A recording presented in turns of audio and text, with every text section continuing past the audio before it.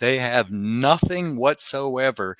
In my opinion, they act like arrogant people instead of lifelong learners. They act like they paid their money for medical school, they did their work in medical school, and now they've paid their dues.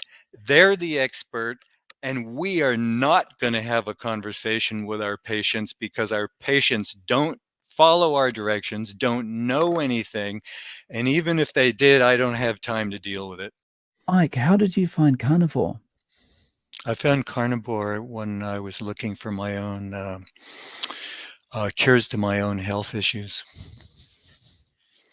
So I'm really, I've got a long history of serious health issues, my own. And in hindsight, it turns out that my father, uncle, family members, mothers, grandparents, grandfathers, grandmothers, sisters, brothers have all had similar and related problems with similar and related solutions.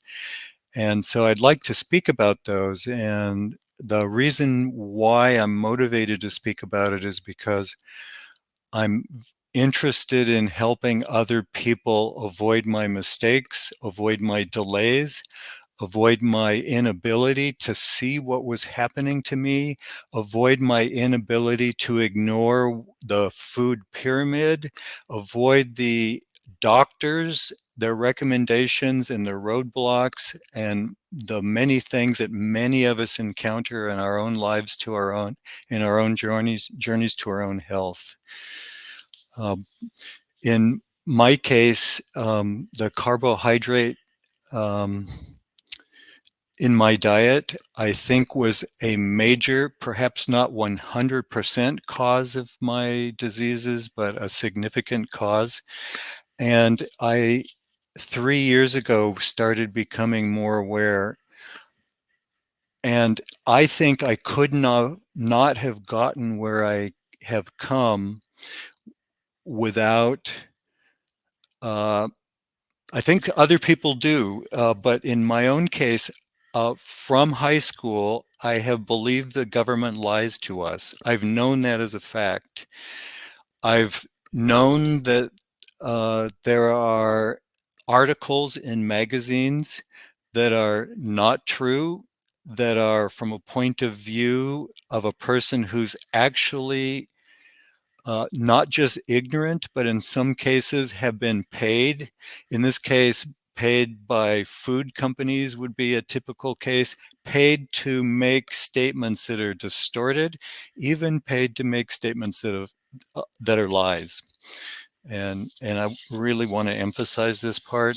Something that's been topical recently has been this kind of thing here where Women's Health magazine, supposedly, according to this post, has published this Tufts University output. They called it a study, but apparently this nutrition group at Tufts University has received a lot of money over the years to produce a system that produces lists, and the lists can vary. I see lots of different lists, but down at the very bottom is my main food source. It's ground beef. It's rated as the lowest of the foods.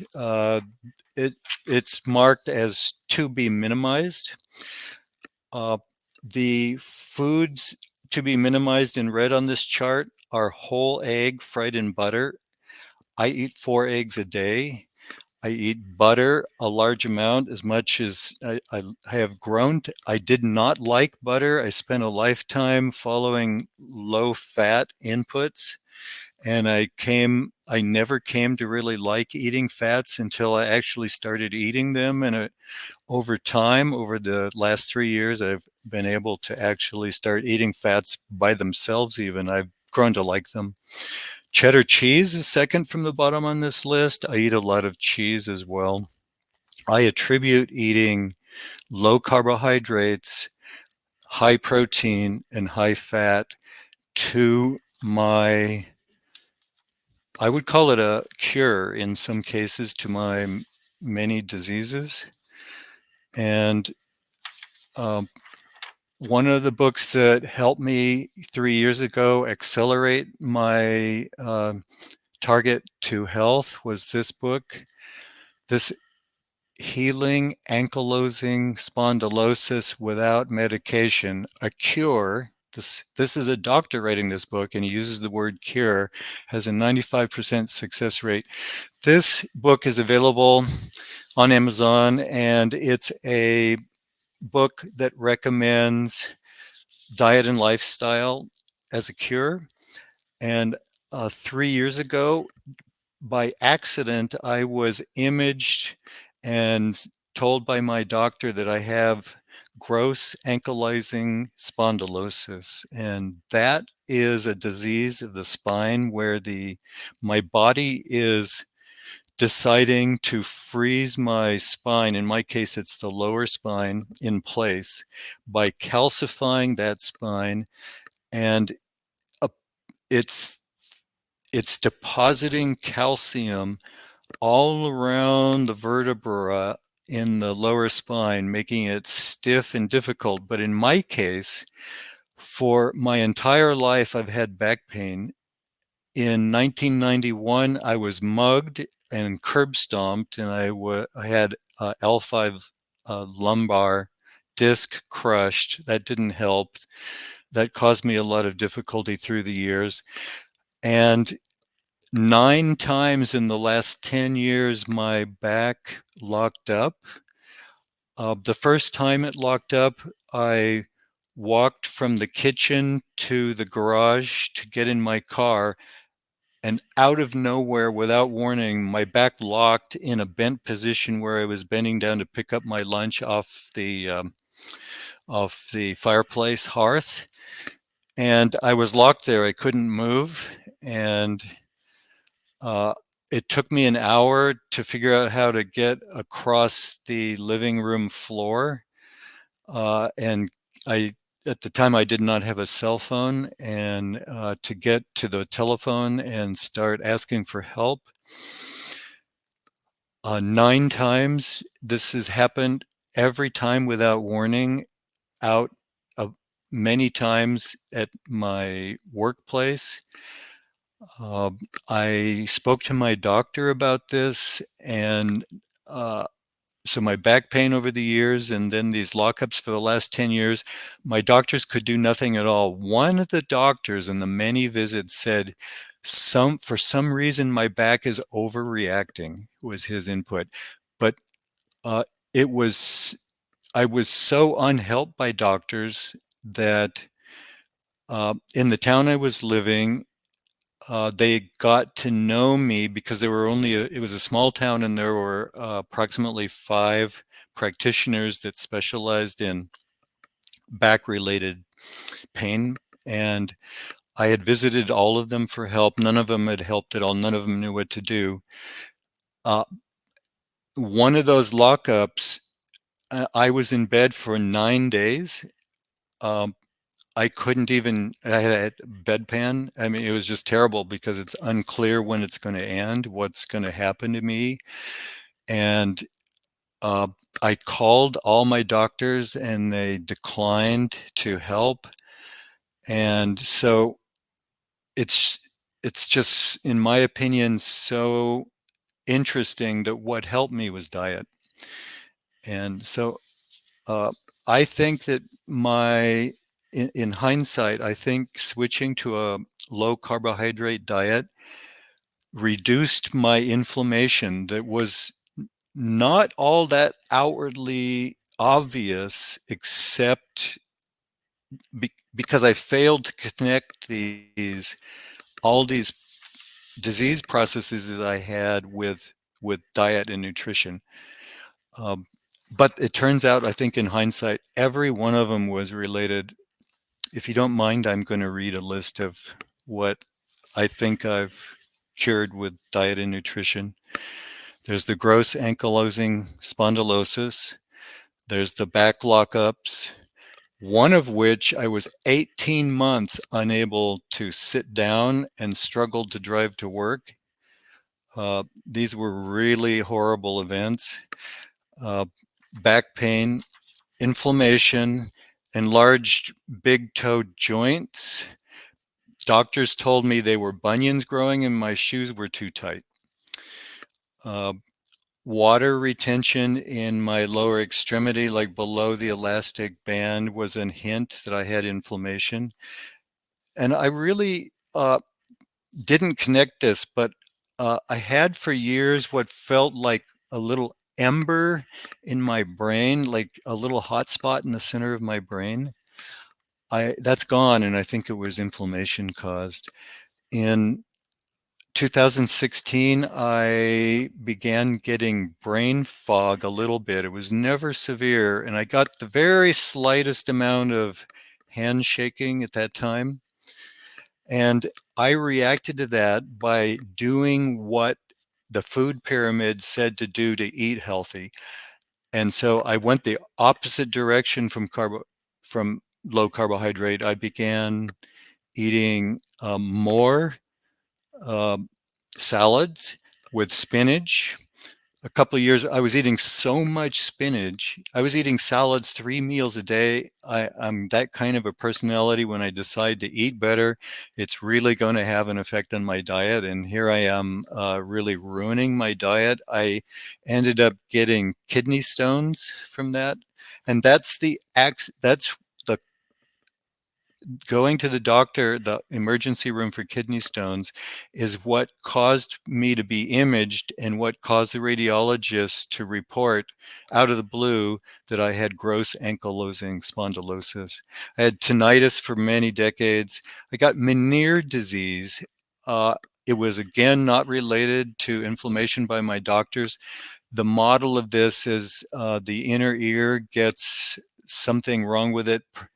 The doctor said perhaps something floating in the fluid in the inner ear that caused a bad signal. So it caused extreme vertigo. I was unable to walk. I was vomiting. Uh, it, it, it's really in my case, the visual field was spinning um, f- uh, for hours. That's my doctor said it in her experience. The specialist on that said that in her experience, all her patients get it repeatedly.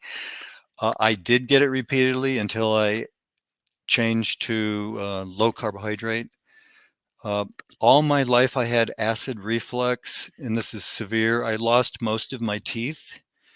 I had gut inflammation. I think that these all tie into I had a lifetime of poor gut health, which led to a lifetime of poor like surface area. Like I don't know if I had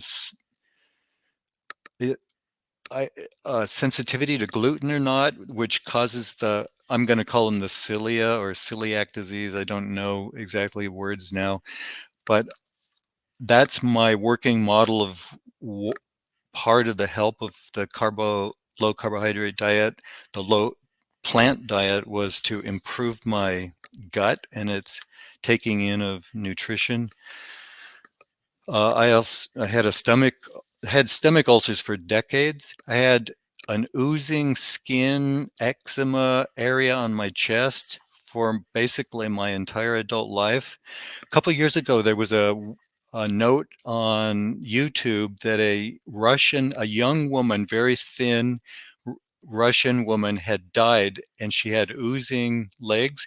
She was vegan, and she died of starvation. So I think I had a little bit of what she had for my entire life. It's no longer. Lots of allergies. I got allergies to the usual stuff, but it was so bad I was allergic to my car, my family, and I couldn't fly in an airplane because people wear so much perfume. Tachycardia, twitching muscles, myoclonus, muscle cramps, some severe shoulder joint pain, so bad that my doctor said I had to have a surgery. That's cleared itself. Again, related to inflammation, the joint was growing bone spurs in places in the joint where where there's friction. Weak erections were corrected. Uh, so that's some of the major things, and I want to mention that if I hadn't caught this, so if the listeners don't catch this, this is what could happen to them. My uncle died of ankylosing spondylosis. How did he die of that? He fought severe pain for so long, over a decade of severe pain, finding going to every doctor he could figure out, getting every begging for a way to reduce the pain, and eventually putting a pistol in his mouth and over it. And that's what happened to my dad as well. His back pain got so terrible for so long. He had surgeries, and then the surgeries killed him because he got a hospital infection. But he was in terrible shape. His back was all broken up by the surgeries and the hardware that was put in by these surgeons, when the solution was to improve the diet. In his case, this would happen to me too. My grandmother, my dad had two artificial knees and artificial hip. My grandma had artificial knees and hips because their arthritis was so bad. I believe that would have been cured or improved if they had done these low carbohydrate dietary methods. Um, my mom had four children, including myself, in 4 years. I was a fraternal twin. Her So I'm going to return to comments on doctors. Doctors didn't help me with any of these things. Doctors had no solutions to any of them. Doctors would give me a cream for the rash on my chest. It didn't work. Doctors had nothing for me for any of the pain or anything else. It did nothing for me for the back, as I mentioned. That was true of all of my family members. When they went to the doctor, they got surgeries, and it didn't help them. Uh, the knee surgeries kind of helped.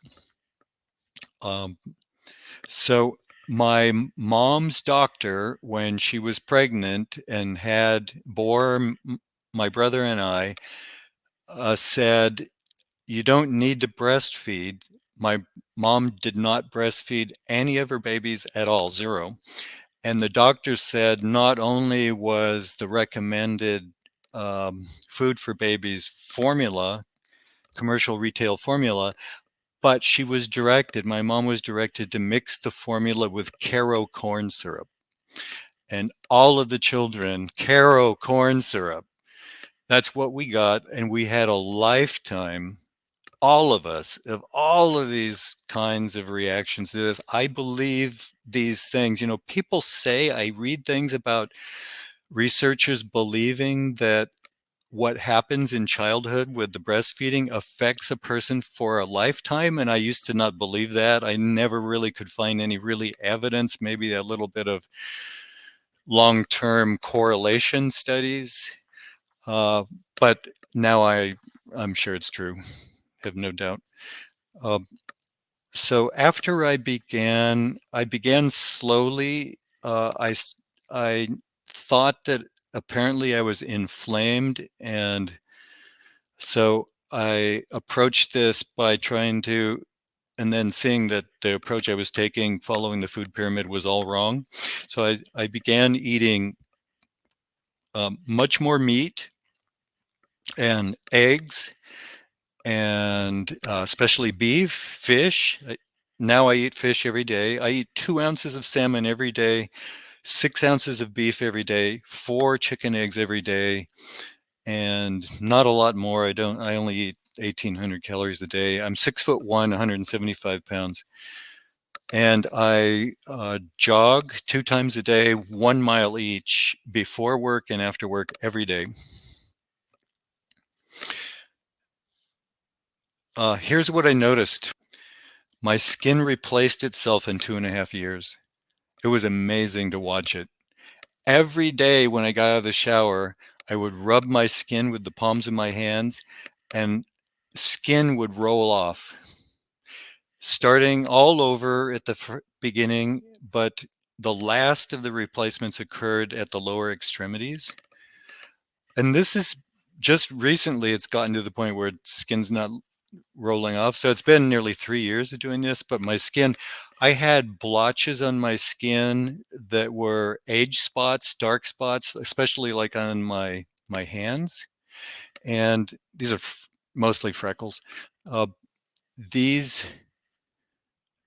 age spots, uh, I think that they were glycation products, and I think that when my skin replaced itself, when I began eating properly and eating plenty of protein, that the glycation products were also removed from my skin. My skin looks way better than it did before. So my freckles came back. Hair started growing again all over my body except my pate. Uh, Hair color has been returning on hair. I even got some dark colored eyebrow hairs recently coming back. Uh, I got reduced blood pressure, reduced resting heart rate, increased heart rate jitter, which is a good thing, increased VO2 max. Um, my explanation that I think is a plausible one is that brain-derived growth factor is released not from the brain necessarily, not only, but when so I've heard this on YouTube, um, that when exercise occurs, muscle is damaged. Muscle regrowth includes the generation of brain-derived growth factor, nootropic factor, and that is able to cross the blood-brain barrier and get back to the brain. My brain works a lot better. My memory is excellent. No brain fog at all, no shakes. My back pain is gone. I haven't had my back lock in 3 years.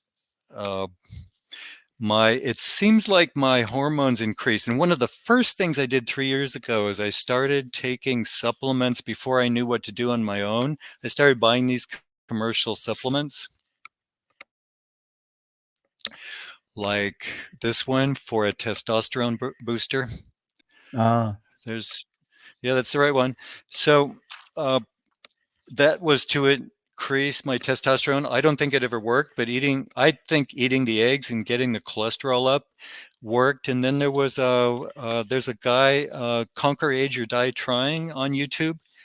And he showed in one of his videos a risk curve for cholesterol. Having a cholesterol of 150 in American units is higher risk and on a much steeper part of the curve than having a cholesterol of over 300. And I know people that I work with that had a cholesterol of 220 and were put on statins by their doctors. I vehemently disagree with that. And the same website, Conquer Age or Die Trying, he's recently had an LDL chart for his own personal performance where higher LDL is more healthy in his measures of his health and his measure of his biological age compared to his chronological age. The biggest helps were vitamin D3. I take 10,000 international units per day, and I have been repeatedly tested. My blood 125 hydroxy D3. I targeted to be around 120 nanograms per deciliter. My doctor fought me tooth and nail. And when my pediatrician for my daughter found out that I was supplementing my daughter it was 5,000 international units a day. When she found out, she said she was calling Child Protective Services on me for harming my daughter with such a large amount. This is a doctor. I'm paying for this doctor and I'm getting these threats. And what I said was, before you call Child Protective Services, can you please read what I'm going to send you? She said yes. I came back. I didn't dump her. Probably should have. That's just my style. I really want to discuss things with people. And she never did read it, and she never did repent, and she believes that whatever the government says is right. Magnesium glycinate, magnesium ascorbate. potassium citrate. The nicotinic acid was good for the freckles returning. Creatine monohydrate, 5 grams a day. I think that's really more just for muscle development, but it's creatine monohydrate is used by the brain as well. And then a few that are just maybe less related. For example, I take astaxanthin, and for whatever reason, I used to get sunburned terribly, like literally in 20 minutes outside in California, I'd have a sunburn on my head. This doesn't happen anymore, and I don't know why. It might be the astaxanthin, it might be the reduction in omega-6 oils and the increase in omega-3s, the DHAs and EPAs. So those are the high points of what I had and what's vanished during the low carbohydrate. I'm now nearly zero carbohydrate. I mentioned my diet. This is my favorite book. It's detailed metabolic. The chapters discuss the human body's metabolism and metabolics. It's a $105 book, but I bought it and read it. And another book, recent book, it just came out early this month. Guy with a really great attitude. I think this is a really excellent attitude book. Contraindicated. He's got a YouTube channel and other channels, and what he's saying here is these people that are telling you what to do and what to eat are wrong. He talks about his own reasons for having his strong opinions. He had severe pain so that anybody touching him would cause him to scream in pain. He couldn't sleep, he couldn't walk, he couldn't do anything, and he's cured it by not eating carbohydrates. And he's adamant about these people on YouTube saying stuff like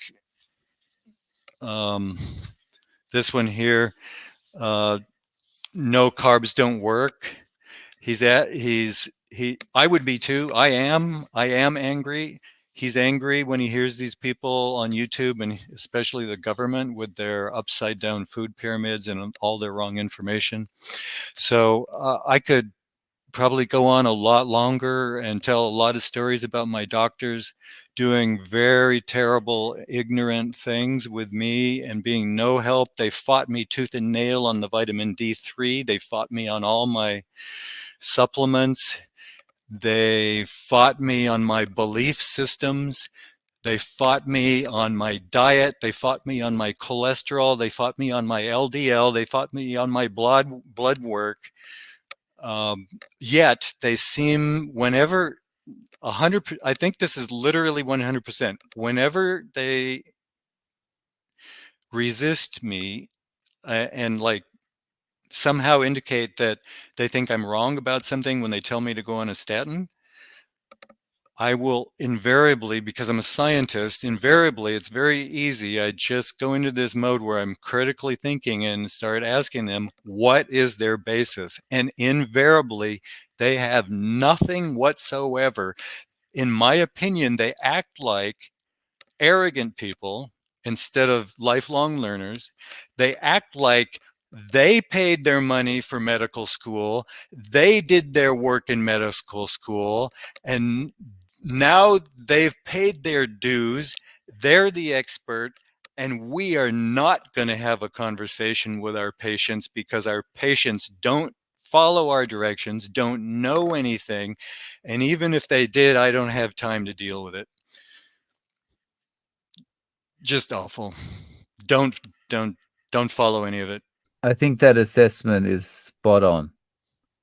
I think it's like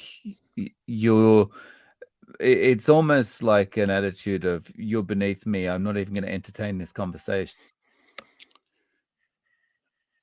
From a skin specialist telling me that there's no positive feedback between the soap that I was using. I had really terrible acne, just so many difficulties. I was sickly when I was a child. I sat at the nerd table, became a scientist. Uh, you know, I the doctors told me I had an enlarged heart. I don't. Well, in a sense, I do. So what happened is when I was born, my head came out pointy because babies don't fully calcify their uh, brain cavity by the time they're born. It's only partially calcified, but mine was unusually low calcification because my mom was very low D3. I didn't know this until a few years ago, and this is just my guess at what happened. So I was told when I was a teenager that I had birth defects. One of my legs is shorter than the other. My chest is lower on one side. I've had a lifelong pain in my rib that was scarred. So when I was born, my chest was undercalcified, the ribs were undercalcified, and when I was born, when I tried to breathe, my lungs collapsed, and just had a devil of a time through early childhood, and then sickly, and all the things I've talked about, and many other things, um, and many expenses. And did a doctor help with any of them? I'd say they only got in the way. I paid tens of thousands of dollars out of my own out of pocket expenses, not including the 100,000 that the insurance companies spent, seeking my salvation. When I got to the point where at night when I would eat, I would be on my hands and knees, and I would have mucus pouring out of my nose, mouth, butt, every orifice, because I was in such pain from the terrible acid reflux every single night. And I know now that I have scarring in my throat. My sister has scarring in her throat, eosinophil throat. It increases our chance of having cancer.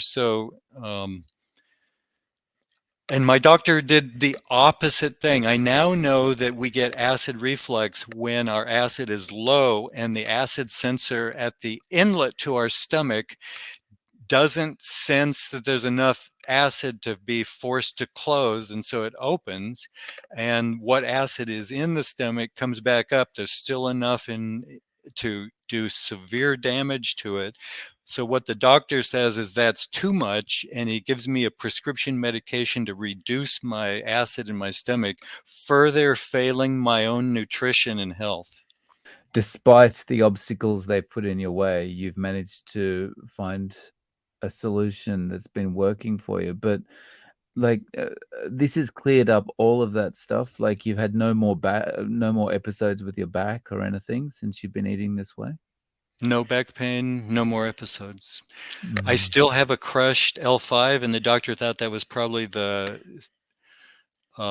trigger point or a center point for my pain, and it always has been. It's true, but it was being irritated by my inflammation, body-wide inflammation, that sugar and perhaps omega-6, oxidized omega-6 oils were causing. I want to Mm. mention I've never I've only eaten at fast food restaurants only dozens of times in my entire life. I thought I was eating well. I'm not. I never drank soda. Sometimes on a vacation, once in a while, I would drink a soda. And I did eat a few donuts at work. I'd say over the years, when somebody would bring in donuts, those are some of the worst in per pound, because they have both oxidized oils and sugars. So fats in the Randall cycle, fats and sugar together in the Randall cycle is one of the worst for your metabolic health. So even though I was eating salads and all that, so here's my take on vegans. I have children. My youngest is a daughter. My daughter was I put all my children through private school, trying to keep them away from input by the government, because I know the government lies, and I know what they have to say is wrong, and I know this is perpetrated in school. When I was in high school, my English teacher used to lecture the whole class that men and women are exactly the same, except possibly hand strength, because men have more blue collar jobs. And all the children in the room would roll their eyes, but it's gotten far worse.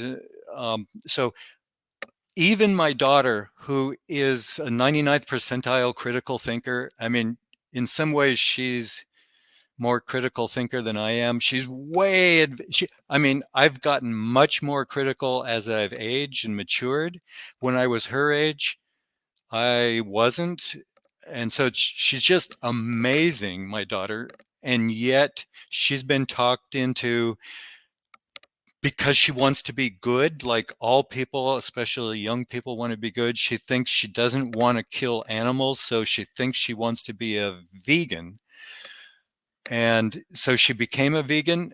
And I told her, well, I can't stop you from being a vegan, uh, but I recommend against it. And so I kind of let her run by me with her ideas about veganism, knowing that it would take a while for her health to get bad. And it was amazing. Within a year, she started reporting being depressed. And it got so bad, she went to a doctor on her own as an adult. And the psych, it was a not a psychologist, well, first a psychologist, but later a prescribing psychiatrist gave her prescription medication to counter her depression. I've been working on her ever since to ignore all this. I've been sending her YouTube videos about the vegan eating habit kills 26 times more lives than the carnivore habit, because we eat one cow a year versus all those mice and things that are killed in the vegan diet. So I'm slowly working on her. But if I didn't trust the government and have never been a statist, and I took so long to figure this out, and my daughter is a 99th percentile critical thinker, and she's a vegan, I blame people that are pushing veganism. I don't blame people that are ignorant. I blame those people that are paid and paid well to do the studies. And these are the people in the federal government that make the food pyramid. I label that as um, mass harm. And there's a woman, Nina Teakholtz, that has YouTube videos, and she has uh, her own foundation and everything, where you can find out about what this process is. Uh, I'm a scientist. I interact with the government more frequently than the average person, probably. I've been paid with grant money at times in my career. I encounter these people, and many of them are just like you and I, ignorant, even though they're put in charge. But some of them, it attracts these committees, attract people that always wanted to be on a committee. They always wanted to be powerful. They always wanted to have a say. They always wanted to be paid more. If only they could be on that committee and they could get a little money, more money from General Mills, then they could pay their mortgage easier and buy a little bigger house. It's that kind of people. So you listen to Nina and you hear that they, in 2015, stated that there were 43 pro low carb diet scholarly articles that they had examined. And then I think it was 2020, they stated, this is an official written statement, that there was no evidence that a low carb diet no scholarly evidence that a low carb diet was qualified to be recommended by them. This is disaster. Yeah, it's criminal, Disaster for right? our children. Look at our Mm. children. Soy boys, eat the eggs, get your cholesterol up. Yes, everybody's different. Some of us are just built larger than others, whatever, but come on, you've got to eat the fat, you've got to eat the eggs, you got to ignore this stuff. I think one thing that just stands out as a signal of well, actually two things for me that stand out as signals of the problems we've got with diet now are the amount of kids suffering depression and the amount of kids that have already developed fatty liver disease. It's just crazy. There was this person saying that they had a scholarly article that said the majority of 5-year-olds have metabolic disease, and that includes fatty liver disease. That when you think about that, it's just astounding. 5-year-olds. Well, Like, if they were 15, you kind of go, okay, well, they've had a good, I don't know, 10 years of abusing their body already or whatever, but like 5-year-olds, when parents are supposed to be like really enforcing the like nutrition, so uh, where I work, I have colleagues. These are intelligent people, above average competency, above average pay, above average free time. Even with my leadership, gentle but firm leadership, and I wait until I don't bring it up. I wait until somebody asks because people know I'm into this. So I just wait for them to ask. 95% of the employees at the company I work at have metabolic disease. And almost all of them are in denial of that. And when I give them information, they don't care.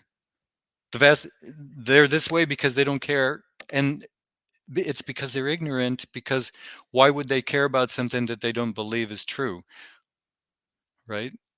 mm, And yeah. Oh, sorry. oh well, I was just going to add, uh, I ran an Airbnb for years, and looking at people's trash tells me a lot. I could always correlate. It was so easy. If the trash was filled with soda pop bottles, the Mm, people were obese, almost 100% correlation. mm, And I walk into the, oh, I thought this was pretty hilarious. So, this is how bad it is. In Seattle, Washington, I walk into Whole Foods, one of the healthiest grocery stores available and one of the higher priced grocery stores available. I walk to the meat counter and I order 25 pounds of ground beef and some other some frozen wild caught salmon. And they said, "No, we can't sell it to you." I say, "Why?" "It's because we can't sell you our entire stock." I said, "Why? Then you'd make all your money and you wouldn't have any more work to do. You could go home early." And they say, "Well, that's not the way it works. Our other customers will be unhappy." And I'm saying, I said, "Let me talk to the manager." I said, "Are you telling me that this huge store is going to sell less than 25 pounds of ground beef over what period of time?"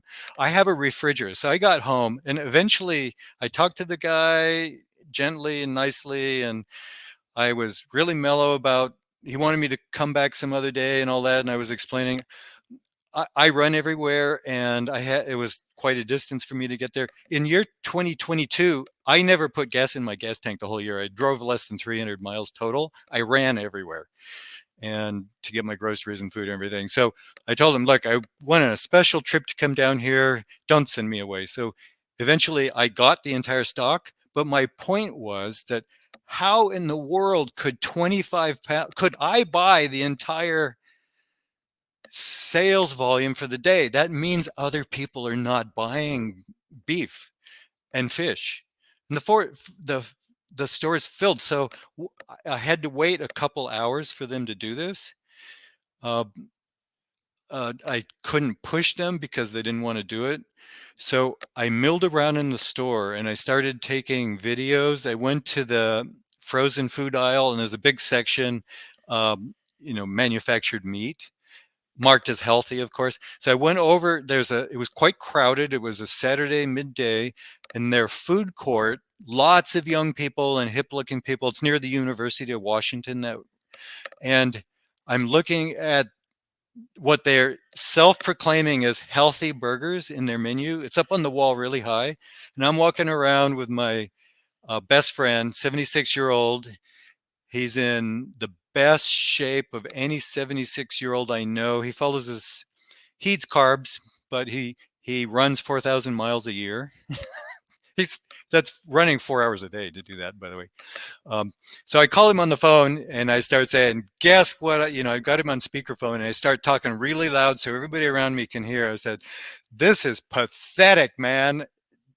Doug, I am here at Whole Foods and it's just like walking into Fred Meyer's or Safeway. I walk in the door and it's all junk food everywhere except a couple places. There's a meat counter and they hardly have any meat. And then there's, they got some fish and, they got some proteins and fats, hardly any fats, right? And cheese. They got a bunch of high-end cheese and all the rest of it's junk.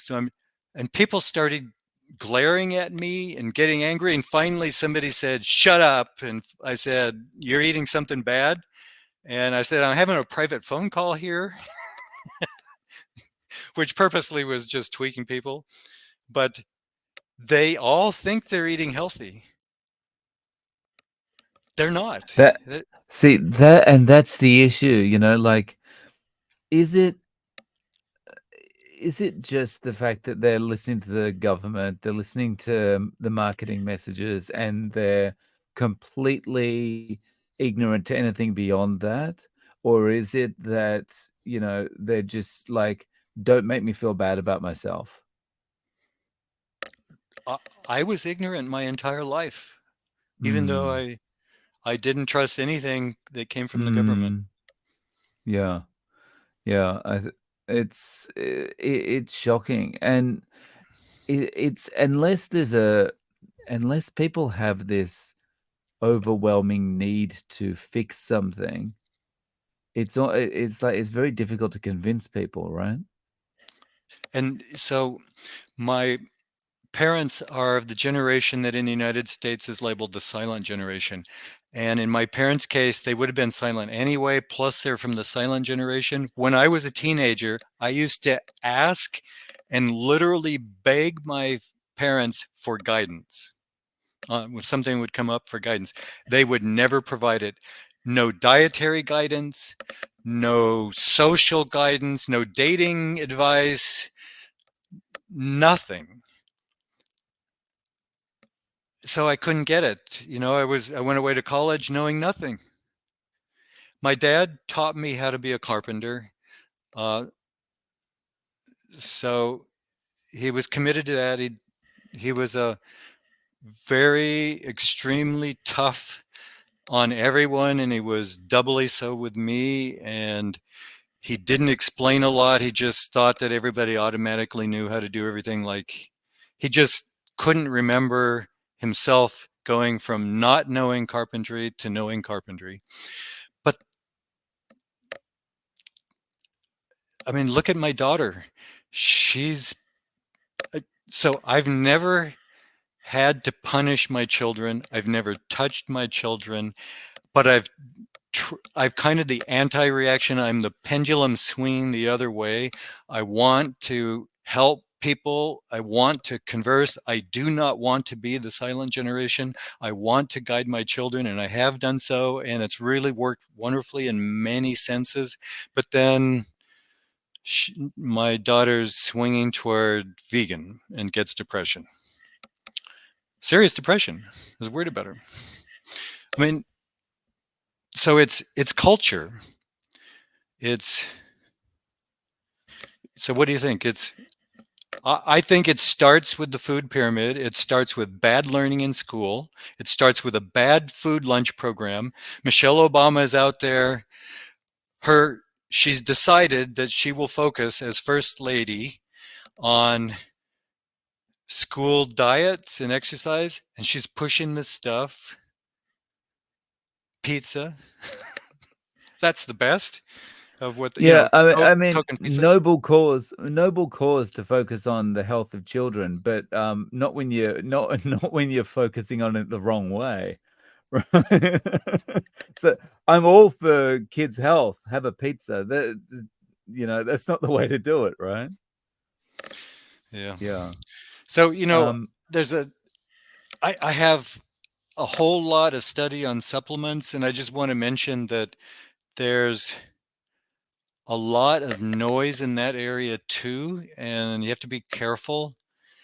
Uh, I've got a lot of pushback from supplements as well, but literally, I think I am not exaggerating. All of my colleagues that decided to follow up with D3 and get the tests that I test. So I bought Dr. Hollick's book. Dr. Hollick's book is on vitamin D3. He is the scientist that in graduate school figured out the active chemical form, the active molecule in the body that's the 1,25 hydroxy D3. And he created the first blood test for that, and he wrote that book, and I was targeting 120 nanograms per deciliter and took a lot of flack from my doctors over it. But when I handed out that book, hardly anybody had time to read it, but some of order a dozen of my colleagues have gone and gotten the test and taken vitamin D3. One of them had 10 years of foot pain so bad that they were considering stopping racquetball, and it went away. Another one had been for years taking a prescription drug to increase their bone density. As soon as they took the D3, their bone density went up. It's just like, it's. So I do have a general comment. Uh, when I heard how RDAs are set, how the suggested daily requirements of vitamin minerals are set, I was just shocked. It was so in D3's case, Dr. Hollick recruited a dozen college kids at Harvard and took their measurements with his new blood test and found what the range was and published that as the normal range. And that's how it's been done. I was amazed. Most tests on most reports with limits that patients get through their doctors or on their own, the limits are nothing more than demonstrating what the averages were for a very sick population. Don't listen to them. Get the books, listen to the people that have actually, not the experts that are the generalists on the committees, listen to the people that actually read the scholarly articles. So many people do not read the scholarly articles. They're expensive, they're difficult to get. I don't even read them all. Being a scientist, I had access to everything, everywhere, at no additional cost, no limitations, personal, professional, otherwise. So I read a whole bunch of stuff. I typically can't share it because it's made illegal to do so. I could get in trouble. But that's what I see. The media will write articles stating that a scholarly article stated X, and I go and read it, and it doesn't say anything of the sort. Often it's the opposite. Uh, so don't yeah, believe trouble is, people. yeah, trouble is the public never goes beyond the headline, right? Even more so now than they've ever done. Don't believe the regurgitators. They all are in a hurry. So just before we finish up, I'm really interested to find out like what kind of scientist are you? What do you study or research? I, with one other scientist, the two of us working together created an integrated circuit. Just as an example of what I do, I'm an integrated circuit designer, uh, spectrometer designer, scientific instrument designer. I personally, he and I personally created the chip that's on the innermost. Our terminology is on the innermost radius of the solenoidal particle detector, originally planned for the superconducting supercollider in Texas decades ago, that never was built. We did prototypes, but the accelerator was never built. So there's a pipe with a vacuum in it, magnets around it, that's a toroid. It's a ring, and the particles go around in counter direction circles. And when particles collide, the interesting collisions cause the particles to come out at a perpendicular angle in 360 degrees. And so that's the detector. It's a radiation detector, and there's so many particles. It's like such an overwhelmingly huge amount of data that the integrated circuits are built to be smart. So we just can't dump out all the data. It's just vastly too much data. So the integrated circuits have to figure out what the interesting data is. It's called sparse readout generally. So a version of that chip eventually got into the Large Hadron Collider, and was used in experiments. These are the solenoidal detector at the Large Hadron Collider weighs over 20 million pounds. It weighs that much because the mass, that's how much lead it takes to stop the particles and register them in the detectors. Rather, if they leave the volume of the detector, then they can't be detected any longer. They're just lost to the system. So which the outside is all lead, the inside is not lead, because what we're trying to do is let the particles run on their trajectories for a little while, so we have enough time and distance to measure the trajectories before they hit the lead and get recombined. So that kind of stuff. I designed personally myself the analog front end particle detector for the world's first mammography imager for breast imaging for breast cancer. These have been around forever. I should say the world's first portable, the world's first commercial device that was suitable to be purchased and put in doctors' offices to use with their patients. Bunch of stuff like that. Wow, that's awesome. So, look, Mike, if people want to reach out to you, is there any way they can get in contact? Do you have social media or a website or anything like that? I do. I don't pay much attention to them. I'm happy to give away my one of my email accounts, Sure. and it'll give away my entire name. It's not a secret. It's my entire name, including my middle name with no punctuation. Michael Mhm.